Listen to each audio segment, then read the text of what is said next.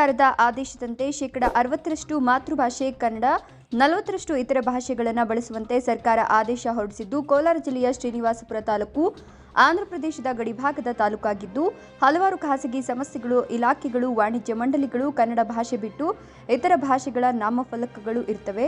ರಾಜ್ಯ ಸರ್ಕಾರ ಮಾತೃಭಾಷೆ ಕನ್ನಡ 60% ಕಡ್ಡಾಯವಾಗಿ ಬಳಸುವಂತೆ ಆದೇಶ ಮಾಡಿದರೂ ಇದುವರೆಗೂ ಪಾಲನೆ ಮಾಡಿಲ್ಲ. ಕೂಡಲೇ ತಾಲೂಕು ದಂಡಾಧಿಕಾರಿಗಳು ಹಾಗೂ ಪುರಸಭಾ ಮುಖ್ಯಾಧಿಕಾರಿಗಳು ಇತ್ತ ಗಮನ ಹರಿಸಬೇಕೆಂದು ವಿವಿಧ ಕನ್ನಡಪರ ಸಂಘಟನೆಗಳ ಒಕ್ಕೂಟದಿಂದ ಶ್ರೀನಿವಾಸಪುರ ಪಟ್ಟಣದ ತಾಲೂಕು ಕಚೇರಿ ಹಾಗೂ ಪುರಸಭೆ ಮುಂಭಾಗದಲ್ಲಿ ಪ್ರತಿಭಟನೆ ಮಾಡಿ ತಾಲೂಕು ದಂಡಾಧಿಕಾರಿಗಳಿಗೆ ಹಾಗೂ ಪುರಸಭೆ ಮುಖ್ಯಾಧಿಕಾರಿಗಳಿಗೆ ಮನವಿ ಪತ್ರವನ್ನು ಸಲ್ಲಿಸಿದರು.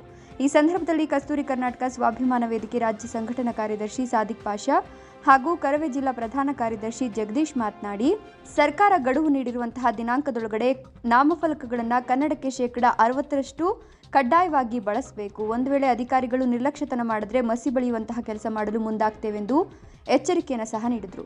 ಜಗದೀಶ್ ಅವರು ಪುರಸಭೆ ಮುಖ್ಯಾಧಿಕಾರಿಗಳ ವಿರುದ್ಧ ಆಕ್ರೋಶ ಹೊರಹಾಕಿದ್ರು. ಪುರಸಭೆ ಕಚೇರಿ ಮುಂಭಾಗದಲ್ಲಿ 80% ಬೇರೆ ಭಾಷೆಗಳನ್ನು ಬಳಕೆ ಮಾಡಿ ನಾಮಫಲಕವಿದ್ರೂ ಇದುವರೆಗೂ ಯಾಕೆ ನೀವು ಗಮನ ಹರಿಸಿಲ್ಲ? ಅಧಿಕಾರಿಗಳ ನಿರ್ಲಕ್ಷ್ಯತನ ಎದ್ದು ಕಾಣ್ತಿದೆ. ಕೂಡಲೇ ಗಮನ ಹರಿಸುವಂತೆ ಮನವಿಯನ್ನು ಮಾಡಿದ್ರು. ರಾಜ್ಯ ಪ್ರಧಾನ ಕಾರ್ಯದರ್ಶಿ ಸಾದಿಕ್ ಅಹಮದ್, ಇವಾಗ ಏನು ನಮ್ಮ ಸ್ನೇಹಿತರು ಕನ್ನಡ ಪರ ಸಂಘಟನೆಗಳ ಎಲ್ಲ ಒಕ್ಕೂಟದ ಸ್ನೇಹಿತರು ಇವಾಗ ಮಾಹಿತಿ ನೀಡಿದ್ದಾರೆ. 60% ಕನ್ನಡ ಭಾಷೆ ಮತ್ತು ಇತರೆ ಭಾಷೆ 40% ಏನು ಕಡ್ಡಾಯಗೊಳಿಸಿದೆ ಸರ್ಕಾರ. ಆದರೆ ಕನ್ನಡ ಸಾಂಸ್ಕೃತಿಕ ಇಲಾಖೆಗೆ ಬೇರೆ ರಾಜ್ಯದವರು ಮಾಹಿತಿ ನೀಡಿದ್ದಾರೆ, ನಾವು ಸುಪ್ರೀಂ ಕೋರ್ಟ್ಗೆ ಹೋಗ್ತೀವಿ ಅಂತ. ಸ್ವಾಮಿ, ಇದು ನಮ್ಮ ರಾಜ್ಯ, ನಮ್ಮ ದೇಶ, ನಮ್ಮ ಹಕ್ಕು, ಇದು ನಮ್ಮ ಕಾನೂನು. ನೀವು ಯಾರು ನಿಮ್ಮ ರಾಜ್ಯದಲ್ಲಿ ಬಂದು ನಾವು ದಬ್ಬಾಳಿಕೆ ಮಾಡಿಲ್ಲ, ನಿಮ್ಮ ಭಾಷೆ ಮೇಲೆ ನಾವು ಏರಿಕೆ ಹಾಕುತ್ತಿಲ್ಲ. ನಮ್ಮ ಭಾಷೆಗೆ, ನಮ್ಮ ಕಾನೂನಿಗೆ ನೀವು ಅಡ್ಡಿಪಡಿಸೋರು ಯಾರು?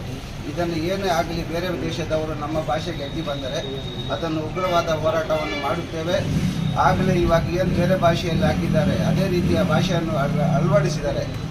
ಇದು ತಾಲೂಕು ದಂಡಾಧಿಕಾರಿಗಳಿರ್ಬೋದು, ಪುರಸಭೆ ಮುಖ್ಯಾಧಿಕಾರಿಗಳಿರ್ಬೋದು, ಇದನ್ನು ಸಾರ್ವಜನಿಕರ ಗಮನಕ್ಕೆ ತಂದು ಕೂಡಲೇ ಇದನ್ನು ತೆರವುಗೊಳಿಸಬೇಕು. ಇಲ್ಲದೆ ಹೋದ ಪಕ್ಷದಲ್ಲಿ ಎಲ್ಲ ಕನ್ನಡ ಪರ ಸಂಘಟನೆಗಳು ಒಕ್ಕೂಟದವರು ಒಂದಾಗಿ ಎಲ್ಲರೂ ಸೇರಿ ಮಸಿ ಬಳಿಯುವ ಕಾರ್ಯಕ್ರಮ ಮುಂದಿನ ದಿನಗಳಲ್ಲಿ ಜಾರಿಯಾಗುತ್ತದೆ. ಇದು ನೀವು ನೆನಪಿಸಬೇಕೆಂದು ನಾನು ಎಲ್ಲ ಮಾಧ್ಯಮದ ಮುಖಾಂತರ ತಮಗೆ ತಿಳಿಪಡಿಸುತ್ತೇನೆ. ಜೈ ಹಿಂದ್, ಜೈ ಕರ್ನಾಟಕ. ಫಲಕಗಳ ಒಂದು ವಿಚಾರವನ್ನು ಈ ಹಿಂದೆ ಕನ್ನಡ ಪರ ಸಂಘಟನೆಗಳು ಅನೇಕ ಹೋರಾಟಗಳನ್ನು ಮಾಡಿ ಏನು ರಾಜ್ಯದಾದ್ಯಂತ ಇರ್ತಕ್ಕಂಥ ಒಂದು ಹೋಟೆಲ್ ಆಗಿರ್ಬೋದು, ಒಂದು ದೇವಸ್ಥಾನ ಆಗಿರ್ಬೋದು, ಒಂದು ಮಸೀದಿ ಆಗಿರ್ಬೋದು, ಅಥವಾ ಯಾವುದೇ ಒಂದು ಶಾಪಿಂಗ್ ಮಾಲ್ ಆಗಿರ್ಬೋದು, ಇಲ್ಲೆಲ್ಲ ಕೂಡ ಒಂದು ಅವ್ರದ್ದೇ ಆದಂಥ ಒಂದು ಭಾಷೆಯಲ್ಲಿ ಬೋರ್ಡ್ಗಳ ನಾಮಫಲಕಗಳನ್ನು ಹಾಕುವಂಥ ಒಂದು ಕಾರ್ಯವನ್ನು ಮಾಡಿದರು. ಇದನ್ನು ವಿರೋಧಿಸಿ ಕನ್ನಡ ಪರ ಸಂಘಟನೆಗಳು, ಅನೇಕ ಸಂಘಟನೆಗಳು ಎಲ್ಲರೂ ಕೂಡ ಸೇರಿ ಸರ್ಕಾರದ ವಿರುದ್ಧ ಒಂದು ಹೋರಾಟವನ್ನು ಮಾಡಿ ಒಂದು ಎಚ್ಚರಿಕೆಯನ್ನು ಕೊಟ್ಟಿದ್ರು. ಆ ಒಂದು ಎಚ್ಚರಿಕೆ ವಿಚಾರವಾಗಿ ಸರ್ಕಾರ ಎಚ್ಚೆತ್ತುಕೊಂಡು ಏನು ಈ ಕನ್ನಡ ರಾಜ್ಯದಲ್ಲಿ ಈ ಅನೇಕ ರಾಜ್ಯಗಳಿಂದ ಬಂದು ಜೀವನ ಮಾಡ್ತಕ್ಕಂಥ ಒಂದು ವ್ಯಕ್ತಿಗಳಾಗ್ಬೋದು, ಅವರೆಲ್ಲ ಕೂಡ ಬೇರೆ ಭಾಷೆಗಳಲ್ಲಿ ಅಳವಡಿಸಿರ್ತಕ್ಕಂಥ ನಾಮಫಲಕಗಳನ್ನು ನೀವು ಅದನ್ನೆಲ್ಲ ತೆರವು ಮಾಡಬೇಕು ಅಂತೇಳಿ ಏನೋ ಒಂದು ಗಡುವನ್ನು ಕೊಟ್ಟಿತ್ತು. ಆ ಗಡುವು ಈ ತಿಂಗಳು 13ನೇ ತಾರೀಕುವರೆಗೂ ಕೊಟ್ಟಿತ್ತು.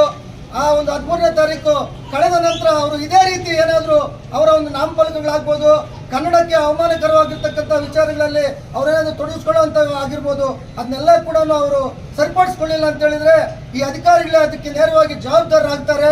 ಈ ಸರ್ಕಾರವೇ ಅದಕ್ಕೆ ನೇರ ಕಾರಣ ಆಗ್ತದೆ ಅಂತೇಳಿ ನಾವೆಲ್ಲ ಕೂಡ ಈ ಒಂದು ಕನ್ನಡ ಪರ ಸಂಘಟನೆಗಳು ಅದನ್ನ ಖಂಡಿಸ್ತಾ ಈ ದಿನ ನಾವು ಏನು 13ನೇ ತಾರೀಕು ಅಂತೇಳಿ ಸರ್ಕಾರ ಗಡುವು ಕೊಟ್ಟಿದೆ, ಆ ಒಂದು ಗಡುವು ಇದನ್ನ ಇವರು ಎಚ್ಚರಿಸೋದಕ್ಕೆ ನಾವು ಸರ್ಕಾರಿ ಅಧಿಕಾರಿಗಳಿಗೆ ಎಲ್ಲ ಸಂಘಟನೆಗಳು ಎಲ್ಲ ಮುಖಂಡರೆಲ್ಲ ಸೇರಿ ನಾವು ಒಂದು ಮನವಿ ಪತ್ರವನ್ನು ಕೊಡ್ತಾ ಇದ್ದೀವಿ.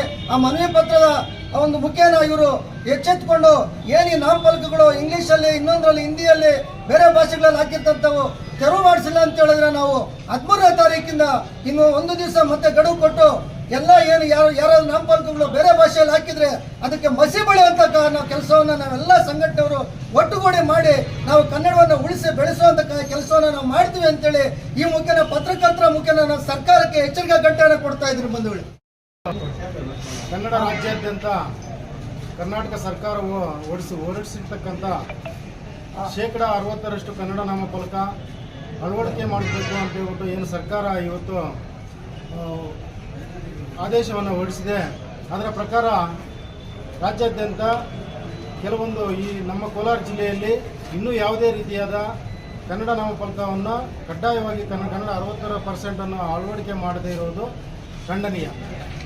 ಈ ಕೂಡಲೇ ಈ ಆಡಳಿತ ಅಧಿಕಾರಿಗಳು ಎಚ್ಚೆತ್ತುಕೊಂಡು ಯಾರು ಇಂಗ್ಲೀಷಲ್ಲಿ ಆಗ್ಬೋದು, ಹಿಂದಿಯಲ್ಲಿ ಆಗ್ಬೋದು ಹೆಚ್ಚಿನ ಸಂಖ್ಯೆಯಲ್ಲಿ ಹಾಕಿದ್ದಾರೆ ಅವರಿಗೆ ನೋಟಿಸ್ ಕೊಟ್ಟು ಅವ್ರಿಗೆ ಎಚ್ಚರಿಕೆ ಕೊಟ್ಟು ಅದನ್ನೆಲ್ಲ ಈ ತಿಂಗಳು 18ನೇ ತಾರೀಕುವರೆಗೂ ಮತ್ತು 13ನೇ ತಾರೀಕುವರೆಗೂ ಸರ್ಕಾರ ಗಡುವನ್ನು ಕೊಟ್ಟಿದೆ. ಆ ಗಡುವಿನೊಳಗಡೆ ಎಲ್ಲ ಬದಲಾವಣೆ ಮಾಡಿಸ್ಕೊಳ್ಬೇಕಂತ ಹೇಳ್ಬಿಟ್ಟು ಈ ಮೂಲಕ ಪತ್ರಕರ್ತರ ಮೂಲಕ ತಿಳಿಯಪಡಿಸ್ತಾ ಇದ್ದೀವಿ. ಇಲ್ಲದಿದ್ದರೆ ಒಂದು ಕನ್ನಡ ಒಕ್ಕೂಟ ಸಂಘದ ವತಿಯಿಂದ ಉಗ್ರವಾದಂಥ ಹೋರಾಟವನ್ನು ಹಮ್ಮಿಕೊಳ್ಳುತ್ತೀವಿ ಅಂತ ಎಚ್ಚರಿಕೆಯನ್ನು ನೀಡ್ತಾ ಇದ್ದೀವಿ. ಜೈ ಹಿಂದ್.